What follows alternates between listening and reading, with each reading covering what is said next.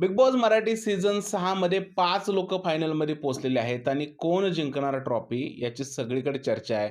आणि या 5 लोकांचे वोटिंग ट्रेंड समोर आलेले आहेत. नक्की जनता कोणाला किती वोट करते याबद्दल थोडंसं जाणून घेऊया. तर 5 लोक फिनालेमध्ये आहेत: दीपाली सय्यद, राकेश बापट, विशाल कोटियान, तन्वी कोलते आणि अनुश्री माने. या 5 लोकांना जनता किती वोट करते हे जाणून घेऊया. तर वोटिंग ट्रेंडनुसार 5 नंबरवरती आहे दीपाली सय्यद आणि दीपाली सय्यदला फक्त 5% मतं पडलेली आहेत.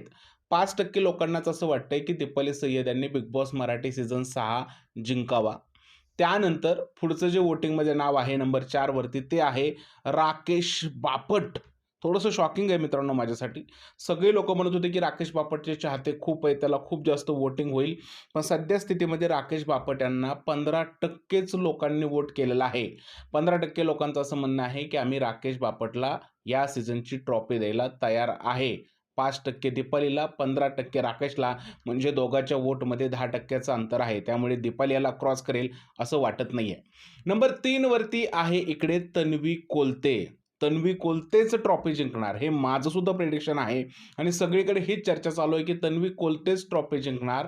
पण या तन्वी कोलतेला 23% लोकांनी मत केलेलं आहे आणि ते नंबर 3 वरती आहे. 23% लोकांचं असं म्हणणं आहे की तन्वीने ट्रॉफी जिंकली तरी आम्हाला काहीच प्रॉब्लेम नाहीये.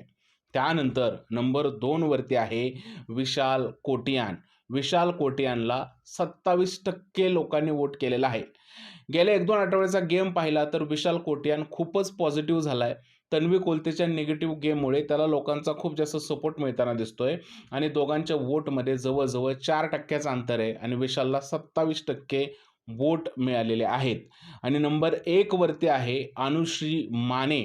अनुश्री मानेला 30% वोट मिळालेले आहेत आणि 30% लोकांना असं वाटतंय की अनुश्री मानेनेच ट्रॉफी जिंकावी.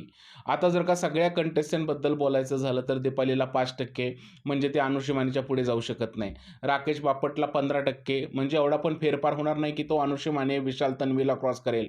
त्यानंतर तन्वीला 23% वोट आहेत, तर तन्वीचे वोट वाढू शकतात पुढे जाऊन आणि ते विशालला क्रॉस करू शकते आणि विशालचे वोट सुद्धा कमी होऊ शकतात. कारण फक्त 4% वोटिंगचं या दोघांमध्ये अंतर आहे. आणि अनुश्री माने आणि विशालबद्दल जर का बोलायचं झालं तर विशालसुद्धा अनुश्री मानेला क्रॉस करू शकतो. कारण या दोघांमध्ये फक्त 3% वोटिंगचं अंतर आहे. एकंदरीतच पाहायचं झालं, लढाई अतिशय जबरदस्त सुरू आहे. तन्वी आणि विशालमध्ये जोराची फाईट चालू आहे. तन्वी आणि अनुश्री मानेमध्ये सुद्धा जोराची फाईट चालू आहे. त्यामुळे या तिघांमध्ये कोण जिंकणार ही पाहण्याची उत्सुकता आहे. तुम्हाला काय वाटतंय? कोण जिंकेल या वर्षीची ट्रॉफी? प्लीज मला कमेंटमध्ये सांगा. व्हिडिओ आवडला तर त्याला लाईक करा, शेअर करा, चॅनलला सबस्क्राईब करायला विसरू नका.